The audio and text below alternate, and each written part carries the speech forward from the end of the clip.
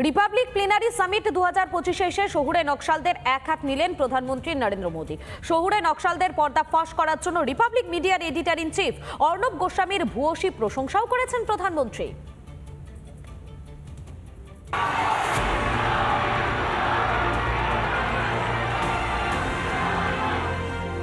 वैसे अर्नब ने भी अर्बन नक्सलियों को एक्सपोज करने का जिम्मा उठाया हुआ है।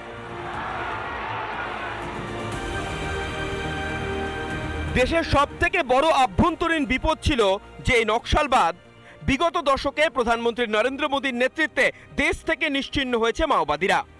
রিপাবলিক প্লেনারি সামিট 2025-এ এসে নিরাপত্তায় সাফল্যের কথা প্রধানমন্ত্রী মোদীর মুখে।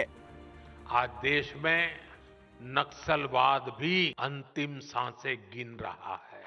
पहले जहां 100 से अधिक जिले नक्सलवाद की चपेट में थे, आज ये 2 दर्जन से भी कम जिलों में ही सीमित रह गया है। ये तभी संभव हुआ जब हमने नेशन फर्स्ट की भावना से काम किया।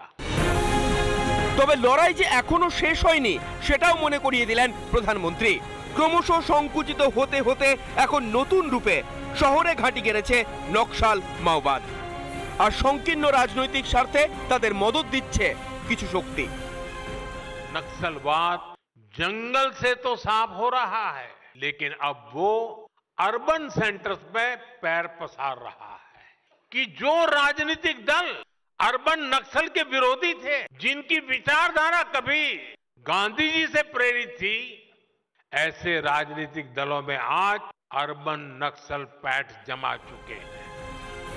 শহুরে নকশালদের পর্দা ফাঁস করে তাদের বিরুদ্ধে লড়াইয়ের জন্য রিপাবলিকের এডিটর ইন চিফ অর্ণব গোস্বামীকে কুর্নিশ জানান মোদী। हमें याद रखना है कि अर्बन नक्सली भारत के विकास और हमारी विरासत, इन दोनों के घोर विरोधी हैं। वैसे अर्नब ने भी अर्बन नक्सलियों को एक्सपोज करने का जिम्मा उठाया हुआ है।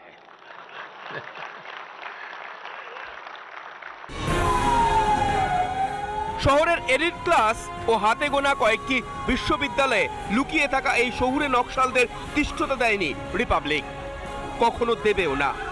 দেশের খেয়ে দেশের পরে যারা দেশেরই ক্ষতি করার চেষ্টায় রত, তাদের মুখোশ খুলে দেওয়া আগামীতেও জারি রাখবে Republic media network. Republic Bangla. আপনাদের শোনালাম রিপাবলিক প্লেনারি সামিট 2025-এ এসে ঠিক কি বলেছেন শ্রী শ্রী রবিশঙ্কর, এবং তারই বক্তব্যকে সমর্থন জানিয়েছেন এবং সমর্থন জানিয়ে হিন্দু জাগরণ মঞ্চের প্রবক্তা সঞ্জয় শাস্ত্রী মহারাজ তিনি কি বলছেন শোনাই একবার।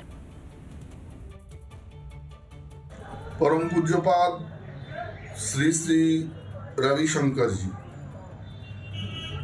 তিনি বলেছেন শিবই সত্য। ঠিক শাস্ত্রের মান্যতায় শিব